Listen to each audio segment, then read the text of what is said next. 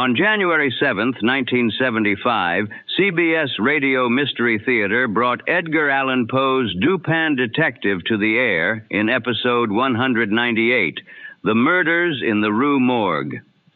Set in Paris in 1840, George Lowther's adaptation begins after a double murder in a seemingly sealed apartment on the Rue Morgue. Lowther's script adds characters and a subplot to Poe's original story. Young gendarme Pierre Musset, seeking to advance in the service, turns to the amateur detective C. Auguste Dupin while the official investigation has stalled. Paul Hecht, Guy Sorel, Corrine Orr, and Dan Ocko are heard in a production directed by Himan Brown. We now take you back to the original broadcast. The CBS Radio Mystery Theater presents...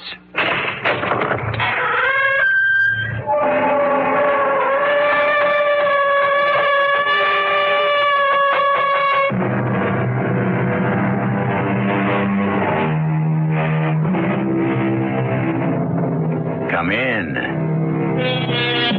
Welcome. I'm E.G. Marshall. Welcome to the realm of your imagination and that of the greatest horror story writer the world has known, Edgar Allan Poe. Yes, I said the greatest horror story writer because although others may have written stories equally macabre and terror-ridden, no one has written as many. Moreover, when it comes to sheer mystery, puzzlement, Poe is unsurpassed. As witness. But, Monsieur Dupin, the door was locked from the inside. The windows were locked from the inside. The murder scene, the L'Espanaye apartment, is on the 4th floor. The murderer could not have escaped. And yet he did, my friend. But how? Oh, come, Pierre, you know as well as I do how. I know. You do. Your trouble is, you don't know you know. Riddles, Monsieur Dupin. You speak in riddles. Not at all, my friend. You create riddles where riddles do not exist.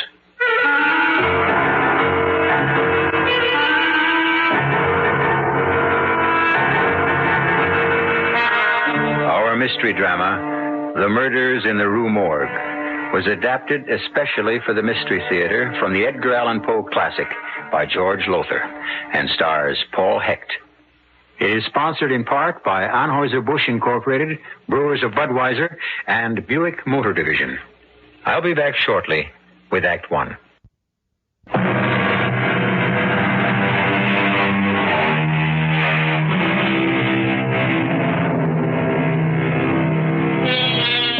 Well, now, my friends, make yourselves comfortable.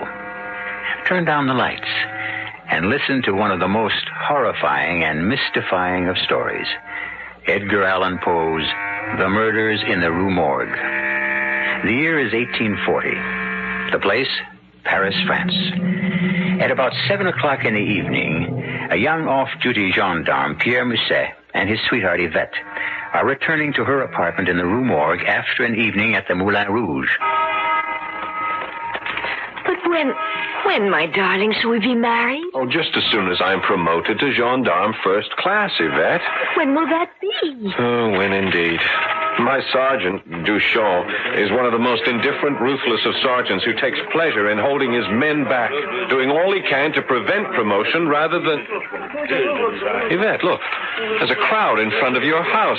Something's wrong. Come here, quickly. All right, let me through. I'm a gendarme. You there. What's happened? We do not know. It happened less than a minute ago. Screams, officer. The most awful screams from Madame L'Espanaye's apartment. Madame L'Espanaye? Her daughter Camille? Yvette, it is you. Oh. Yes, Camille, too. Both of them screaming so horribly in such agony. I cannot tell you. Where is the L'Espanaye apartment? What floor? Next to mine. 4th floor back. Yvette, you stay here. I'll see what happens. No, I'll come with you. Stay here, I tell you. God knows what I'll find up there. No, Pierre, they were my friends. Oh, well, all right. Come on, then.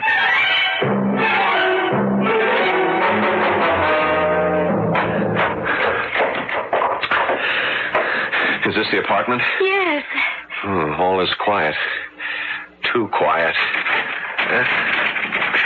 The door is locked. Break it in. All right. So, now let's have a look. Pierre. Oh, my God. Yvette. No. I won't faint. I'll be all right. But, oh, heaven help us. What has happened here? Look, the woman on the floor. Her throat cut. Is that Madame L'Espanaye? Yes. But her daughter, Camille, where is she? The bathroom door. It's closed. Perhaps... I'll go and see.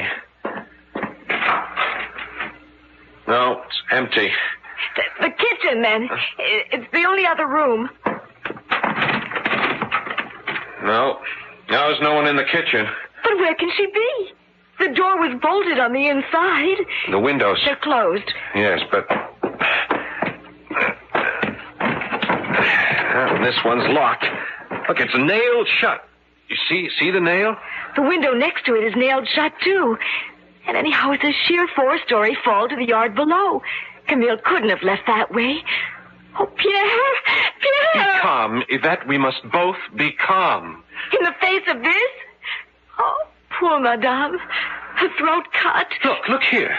This is strange. A bag of gold pieces. Napoleon strewed all over the floor. Oh, perhaps the murderer heard us coming and hurried to make his escape before... What escape? How could he escape? The door is bolted on the inside. The 2 windows, the only windows in this apartment, nailed shut. How could he leave? How could Camille leave? Impossible. It's just impossible. Well, it makes no sense. Here, give me a hand. Get this poor old lady off the floor onto the bed. Yes. You take her by the feet. I'll lift her by the shoulders. Ready? Yes. All right. Now, lift. Oh, good Lord. Pierre. Her head.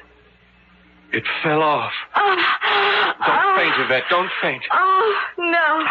Look, I must get a message to headquarters at once. You take it while I remain here and... Wait. What, Pierre? The fireplace. See there? A lot of soot has been dislodged, fallen down from inside the chimney. What would that mean? There's only one way to find out, and that is to get down on my hands and knees and look up into the chimney. What is it? I'm looking into a woman's face. A dead woman's face. Her face? It must be Camille. She's been stuffed up the chimney, head down. Pierre? What? I'm sorry. I can't help it. I'm going to faint.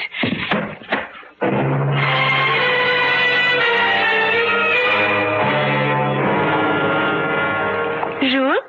Another glass of wine? I'll tell you, Yvette, after what happened next door to you last night, I could use another bottle of wine. You sailors, all alike. You can never get enough of wine. Oh, love, come here to me. Jules, not now. I'm engaged. Yeah, to a gendarme. And second class yet. He'll be a gendarme first class someday. Yes, and a sergeant someday, too. Sure, let me go. I must answer the door. Pierre, darling, I wasn't expecting you. Yes, so I see. Oh, don't get any ideas, Pierre. This is Jules Dubourg. He's a sailor on sick leave. Jules, this is Pierre Musset, my fiancé. Hello. How long have you two known each other without my knowing? A few days. Jules only came to live here a few days ago. Live here? He has 2 rooms in the basement, and he is quite sick. Something I picked up on my last voyage in Borneo. Borneo, eh? Jules has been all around the world, and more than once. Thank you for the wine, Yvette. It has warmed my stomach. Goodbye for now. Goodbye. I hope that is all you warmed? His stomach? Pierre, what a thing to say. We have no cause to be jealous. I'd better not have. I have enough troubles as it is. Tell me, my darling, what happened when you talked to Sergeant Duchamp? Exactly what I expected would happen. I said, Sergeant Duchamp, I would like to be assigned to this case, to the murders that happened in the Rue Morgue. And what did he say? He said, you? You solve a mystery like that one, you leave such things to your betters in the Detective Bureau. Of course you stood up to him. Oh, yes, I'm not afraid of him. Not like the others. I argued with him. I explained that I am in love with the most beautiful girl in the world, and that I cannot wait to make her my wife.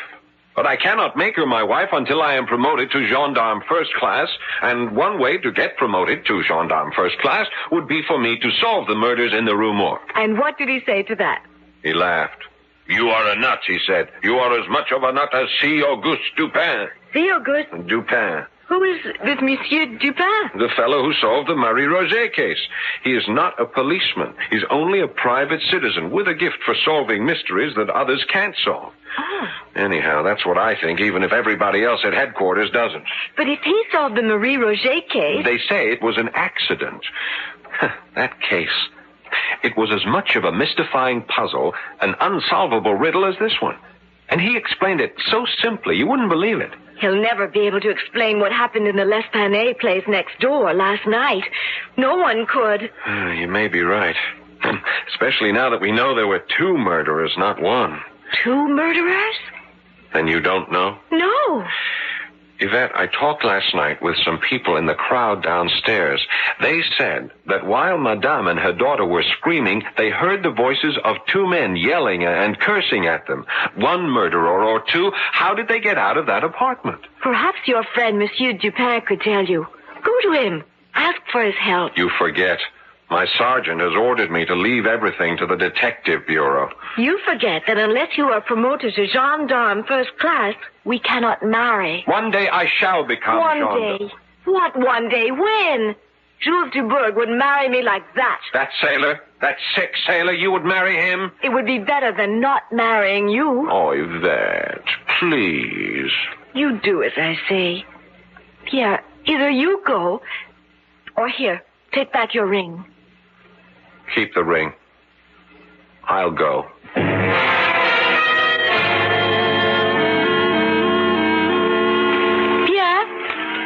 Pierre? Yvette!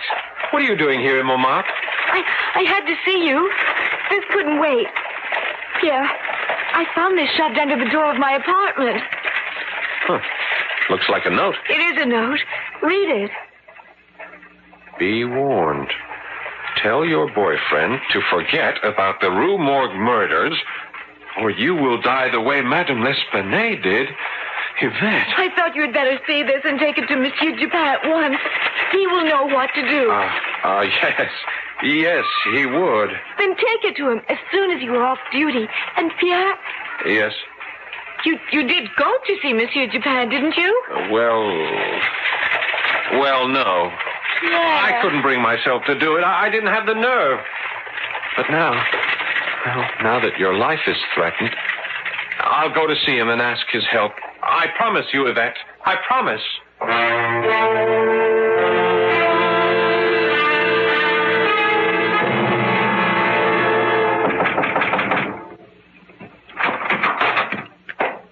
Yes? Monsieur Dupin? C. Auguste Dupin? Yes? I am Pierre Mouzet. Gendarme, second class, Pierre Mouzet. Ah, yes. You wish my help in solving the murders in the Rue Morgue, is it not so? You know why I'm here? Of course. But how? Oh, you were the first policeman to reach the scene of the crime. You are a second-class gendarme, and helping to solve the murders would result in a promotion. And inasmuch as you yearn to marry a very beautiful young woman named Yvette... That's amazing. That you should know all this without our ever having met? Amazing. It's anything but amazing, my friend. It's simplicity itself. Everything I've just told you was fully reported in the newspapers. Oh. Now then, won't you come in? And so what was to Pierre an amazing deduction turns out to be no deduction at all. Nor does C. Auguste Dupin turn out to be the formidable man Pierre thought he would be. As to whether Dupin can bring our 2 lovers happily together in marriage by solving the apparently insoluble mystery of the murders in the Rue Morgue, we shall see when I return shortly for Act 2.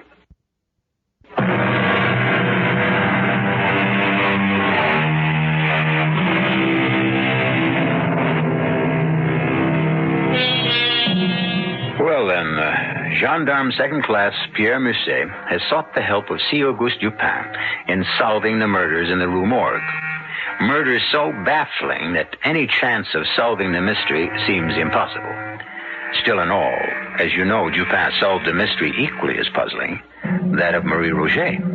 So let's join Pierre now as he sits across from Monsieur Dupin in the latter's modest apartment. My dear fellow, I've little, if any, interest in solving crimes. I wish only to be left alone to read my books and pursue one or two hobbies. And after all, crime is the business of the police. I know. Well, thank you for seeing me, at least. I'm sorry to have taken your time. Good day, Monsieur Dupin. Good day. No. Wait. Monsieur? I'm a fool, but I'm also French. I have no interest at all in solving crimes, but, let me face it, I cannot remain untouched by the plight of young lovers.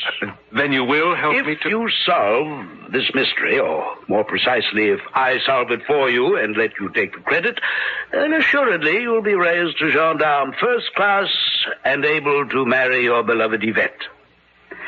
Now, can you gain access to the L'Esplanade apartment? Of course. Well, in that case, my dear fellow, let us go at once to the Rue Morgue.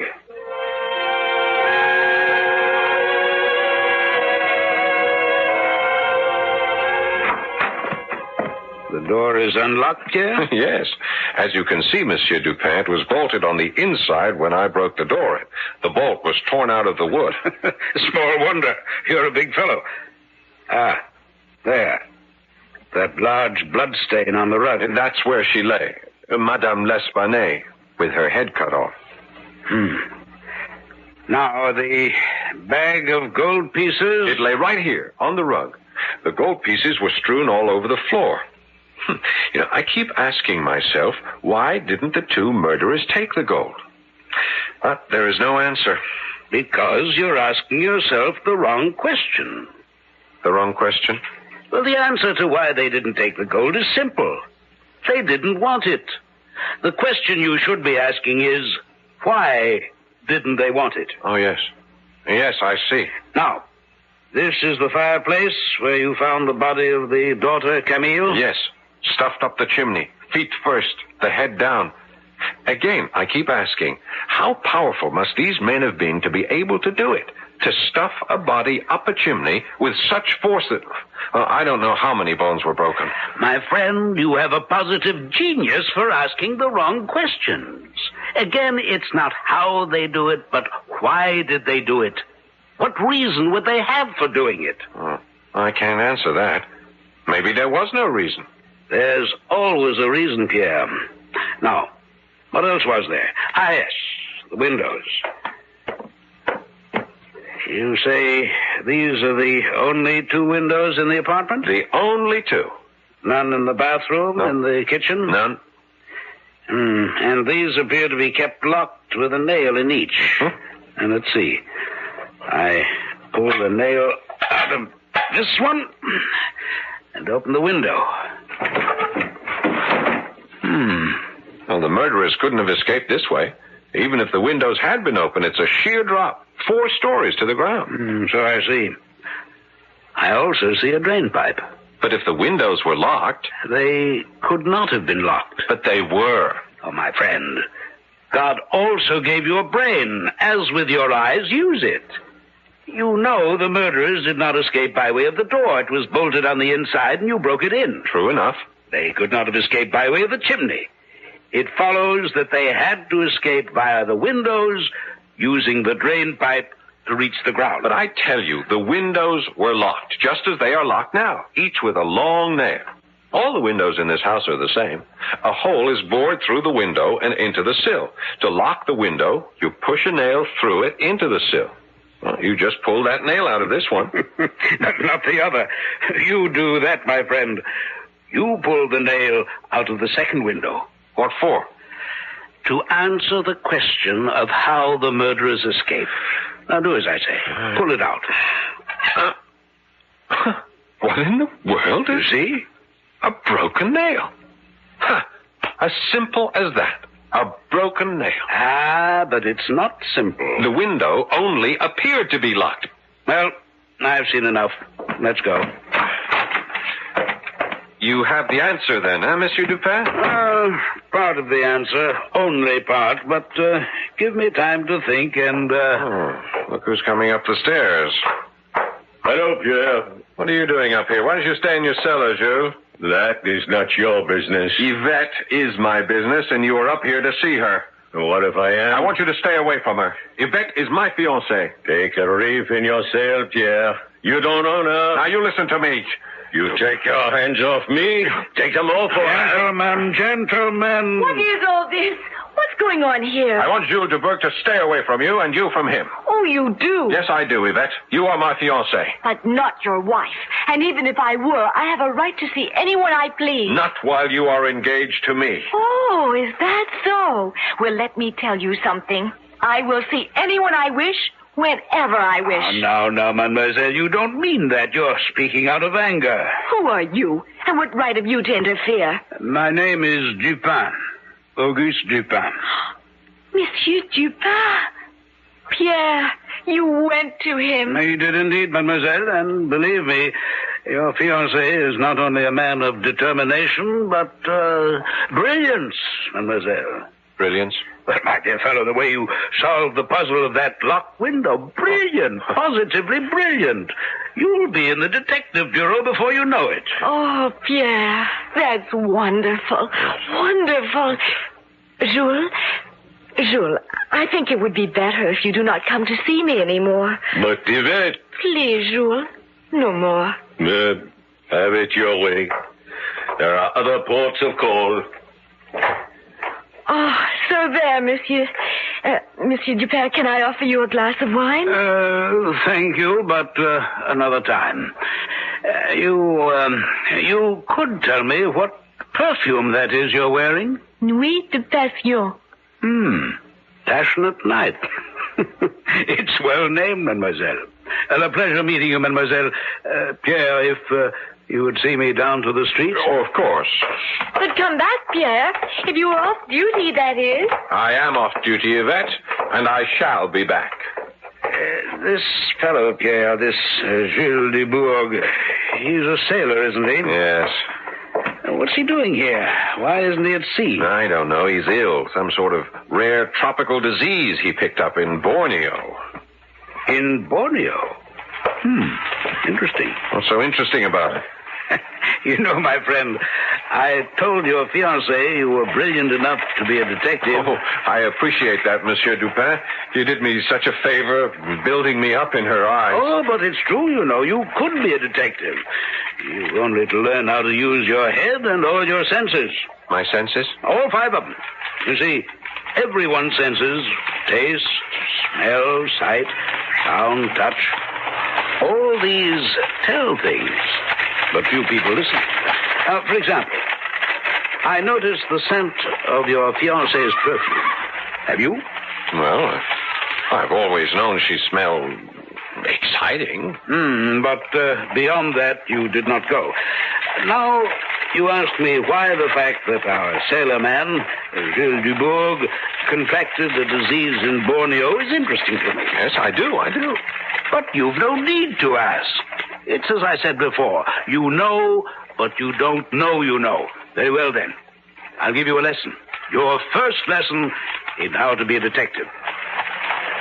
Now, first, look. Then, see what you look at. Then, put 2 and 2 together and make sure they add up to 4. Now, for instance, put Gilles Dubourg together with drain pipes and see where it leads you. Jules and drain pipes? I don't understand. You will. You will if only you think, my friend. Think.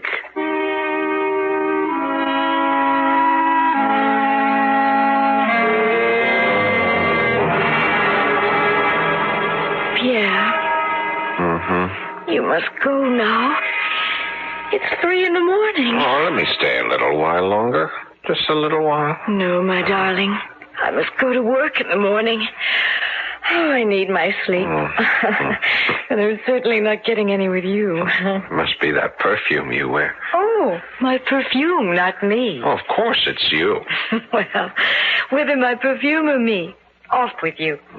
All right. All right. When will you be seeing Monsieur Dupin again? Oh, I don't know. He said he wanted time to think, that he would leave a message for me at headquarters. But, you know, Yvette, I'm beginning to wonder if I need Dupin. If there was any need to go to him in the first place. What do you mean? Well, after all, I solved the mystery of how the murderers escaped. One of those 2 windows wasn't locked at all. The nail was broken. Brilliant. The murderers must have got to the ground by the drain pipe. The drain pipe. Oh, yes, the drain pipe. But even so, I've been thinking. No ordinary man could manage to slide down a drain pipe. He would have to be very strong. Yes, and agile. But you've thought of that, I'm sure. Oh, of course. Well, it's only a question of what kind of man would that be? Oh, I could think of any number. You can? But of course. A chimney sweep for one, a house painter for another, a circus performer. Huh? You know, an aerial artiste, a sailor like Jules de Bourgh, say. They're used to climbing things. Yes, that is a possibility. Jules de Bourgh, a definite possibility. Now, you let jealousy blind you. Jules is a sick man, for one thing, and doesn't have the strength, anywhere near the strength, to do what was done in that apartment. Whoever committed those horrible murders was more than strong. He was powerful, unbelievably powerful. Oh, but come now, you must go. You must. I'm going. Lock yourself in. Don't worry, I will. I'm not taking any chances. Not after getting that note. Yvette, you have nothing to fear. Dupin and I are working on this case, and trust us to solve it in short order. I do trust you, my darling. Oh, I do. Good night, my sweet. Good night. Good night. Good night, my lovely wife-to-be. Good night. Bolt the door. I was about to. There. It's bolted. Good night, Pierre. Yvette! Oh, my God! Yvette! It's bolted on the inside. Pierre! Help me! Yvette! Help me! Yvette!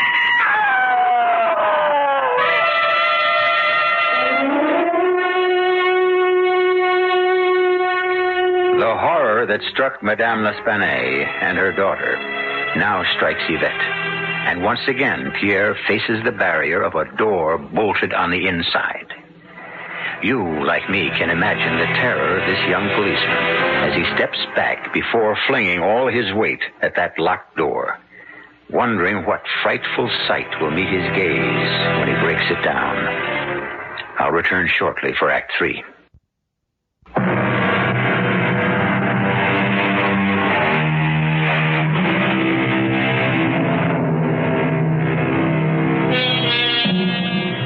What frightful monster haunts the Rue Morgue? What kind of fiend committed the butcheries on Madame L'Espanaye and her daughter Camille? These are the questions young gendarme Pierre Musset has been seeking to answer. Now it seems he's about to find those answers in the most horrible way imaginable. For behind the bolted door of her apartment in the Rue Morgue, his fiancée Yvette is herself in the grip of the fiend. Oh, Lord, help me. It's dark. The lamp. Where's the lamp? What? Here. Wait. What happened? Oh, my stomach. Yvette. Where's that lamp? Light the lamp. There. Yvette. Heaven help us all. Yvette!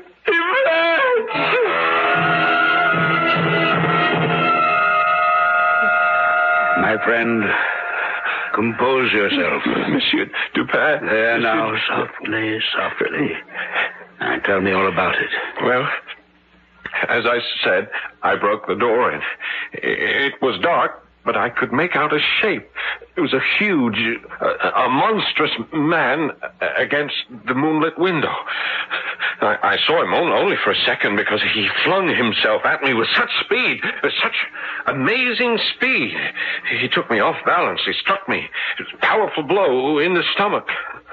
Oh, heaven, I'm not yet recovered from it. Some wine, perhaps? No, thanks. Let me go on. Now, as I went down, I grabbed at him, and here, look, I must have grabbed him by the hair on his head because I pulled these hairs out. Black. Coarse. And then I think I don't know, I lit a lamp. Yes, and I saw Yvette. Oh, my poor Yvette. Blood streaming down her cheek. Bruises already beginning to blacken her face. You took her to the hospital, you said? Yes, I did. What is her condition? Well, it's not fatal, thank God. Not even very serious. Badly bruised, cut over her right eye, but she's going to be all right. The monster failed to make good his threat to kill her. We may indeed thank God for that. Yes. Well, at least we know more than we did before, Monsieur Dupin. We know that the murderer is a big man, a huge man of unbelievable strength, and that he has black hair. We know a great deal more than that, Pierre. We do? Well, I do, and so do you. Only, as I've said before, you don't know you know. Oh, Monsieur, I do not have your brilliant brain. Well, it doesn't matter. All that matters is that you can solve this awful mystery, that you can save Yvette. The murderer failed this time, but he'll try again. Well, it's my hope that he will, yes. Your hope? Surely you, as much as I, want to save Yvette's life. Well, of a certainty, my friend. But I'm afraid I can save it only by risking it.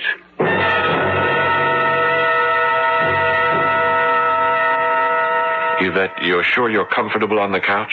Yes, Pierre. Thank you. Mademoiselle, are you strong enough to help me in a plan I have in mind? No, wait. What kind of a plan? A plan to trap the murderer. And I can help you trap him? You can be the bait. No. Just hold on a moment. Yeah, let me explain. There is nothing to explain. Whatever you have in mind, I refuse to let Yvette risk her life. Nonsense, Pierre. My life is in danger anyway. Precisely. The killer will strike again, but not for the reason you think. What do you mean? In that note he sent Yvette, he swore he would kill her if I did not stop trying to unmask him. But that is not the reason Yvette was attacked. In fact, if I'm not mistaken, she was not deliberately attacked at all. How can you say such a thing? Look at the bruises on her face, her arms, the gash over her eye. Use your ears, my friend, no more than your eyes. I did not say Yvette was not attacked. I said she was not deliberately attacked. Nor was she attacked by the person who wrote the note. Monsieur Dupin, you amaze me. How do you know all this?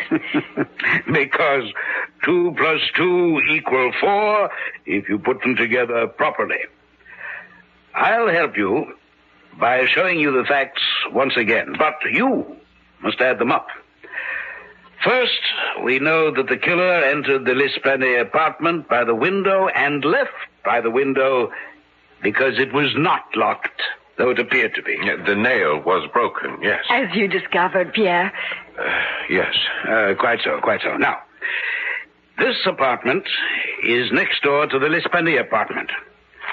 Outside that window, it's a 4-story drop to the backyard unless the murderer, escaping, slid down the drain pipe attached to the wall between these apartments. You follow? Yes. A sailor, Monsieur Dupin. A sailor, maybe, like Jules Dubourg. There you go again, letting your jealousy... No, mademoiselle, he's altogether right. A sailor could climb the drain pipe. So much for that fact. Now, here's another and a most revealing one. Why was the bag of gold pieces, worth, as we have learned, more than $4,000, why was that bag of gold not taken? Perhaps the murderer was in such a hurry to escape. But there was no hurry. The door was bolted. There was plenty of time to escape. You said the gold wasn't taken because it wasn't wanted. But what were the L'Espanays killed for, if not the money? Revenge? It couldn't be that. They stayed to themselves. They knew no one. Well, if not for money or revenge, what then? Nothing. Nothing? Monsieur Dupin, that makes no sense. No sense at all. Precisely. That's the answer. The L'Espanay murders were senseless. But that is impossible. The murderer must have killed for a reason. No, he did not. And why do you keep saying murderer when there were two? You're forgetting one of the most important facts of all. The fact that two voices were heard in the L'Espanay apartment. One was definitely that of a Frenchman, but the other... you shall see tonight, if Mademoiselle will indeed act as the fate. Of course. What do you want me to do? Do not lock your windows, and do not bolt your doors. That is all. That is enough. Now be calm, my friend. Your fiancée will not be alone. We shall be with her, both of us armed with pistols. Oh, and one thing more, mademoiselle. Monsieur? That perfume of yours, Passionate Night. And be sure to use it. Use a lot of it. If you say so, yes. Why? The murderer, I think, finds it enticing. If it comes to that, so do I.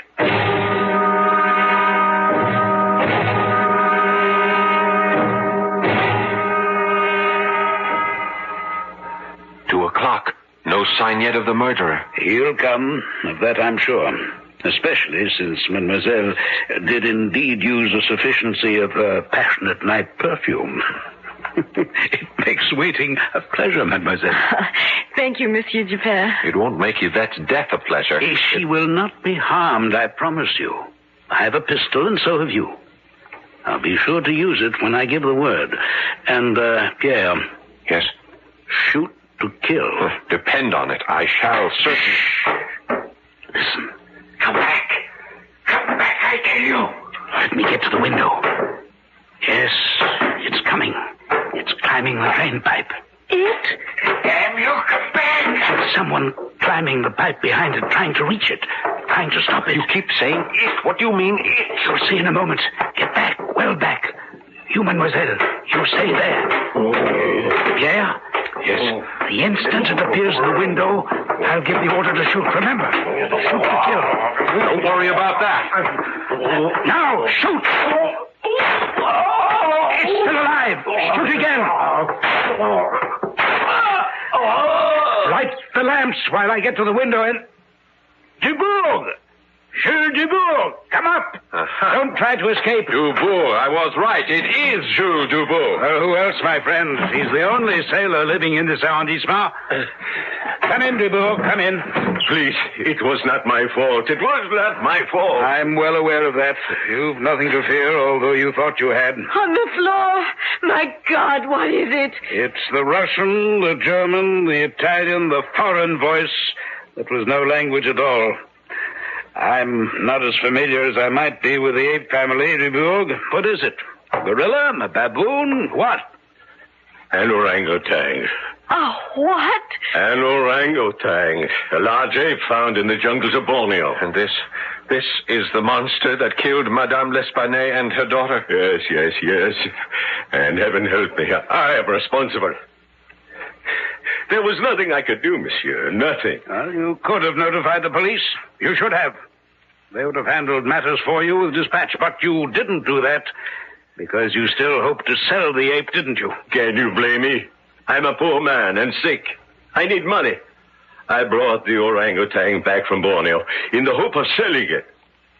I paid to have the ship's carpenter build a special box with air holes to hold it. Paid money I could ill afford. And God help me, when I engaged those rooms in the cellar, I should have kept it in the box. But I felt sorry for it. It looked so human. It was so human that I let it out and kept it in one of the rooms.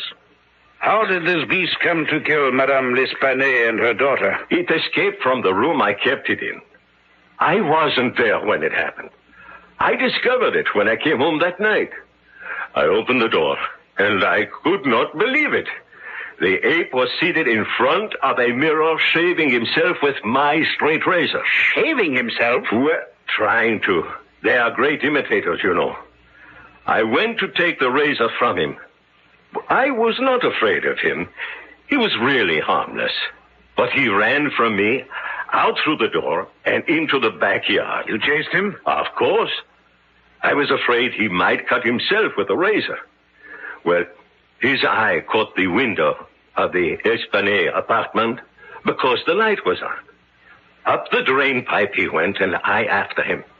He tore the window open and went in, and the screaming began. You wrote that note to Yvette, didn't you? That note that threatened her life? Yes, but only to frighten you of the case.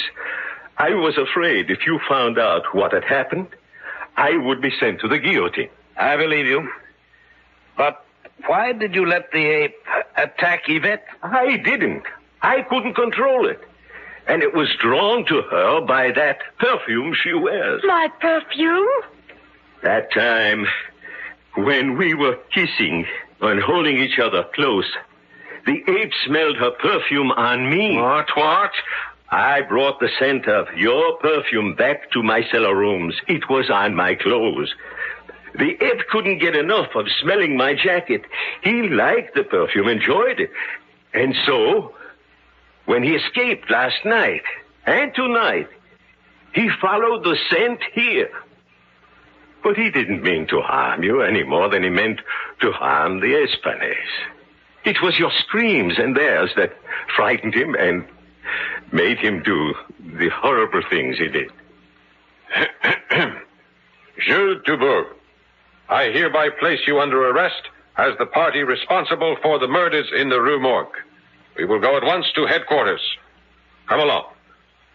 Oh, and, Yvette.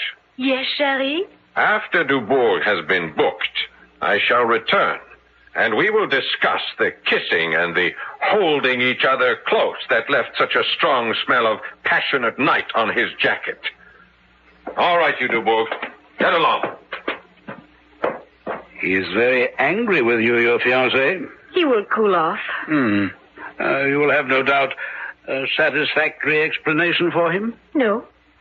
But there are other ways, Monsieur Dupin. There are other ways. There are indeed, mademoiselle. There are indeed.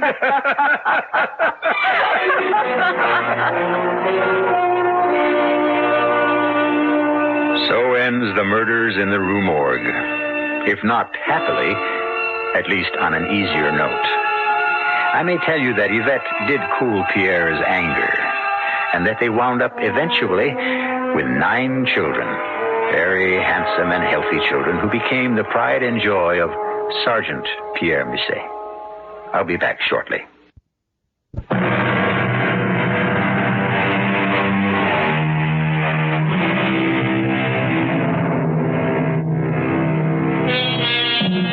I cannot close without an expression of gratitude to Edgar Allan Poe, a sensitive man whose life was an almost incessant and unrelenting torment. Such torture for him that he sought release in alcohol and drugs. He yet gave the world immeasurable pleasure with his stories of the macabre, the horrible, the arcane. He may even have given to the world one of the greatest fictional detectives literature has ever known, Sherlock Holmes. I don't know about others, but I must ask, had it not been for C. Auguste Dupin, would there have been a Sherlock Holmes? Our cast included Paul Hecht, Guy Sorel, Corrine Orr, and Dan Ocko. The entire production was under the direction of Himan Brown. And now, a preview of our next tale. Shh, listen. What's that? What's he saying? He's crying as if his heart would break. This is terrible. Poor wife. He's in agony over it. Yes, I can hear him. Poor man. Will, what is he crying over? It can't be the painting, even if it had been damaged when those sailors bumped the box. Elvira, it can't be that. It isn't. Isn't? I told you I've had this feeling all along. This sense of something. You know. And now I'm sure. It isn't a painting that's in that box, Will. It's a corpse. A corpse. And the question that I've been asking myself all along is, whose? Radio Mystery Theater was sponsored in part by Contact, the 12-hour cold capsule. This is E.G. Marshall inviting you to return to our Mystery Theater for another adventure in the macabre. That concludes CBS Radio Mystery Theater, episode 198, The Murders in the Rue Morgue. Follow CBS Radio Mystery Theater for more classic broadcasts. Follow CBS Radio Mystery Theater for more classic broadcasts.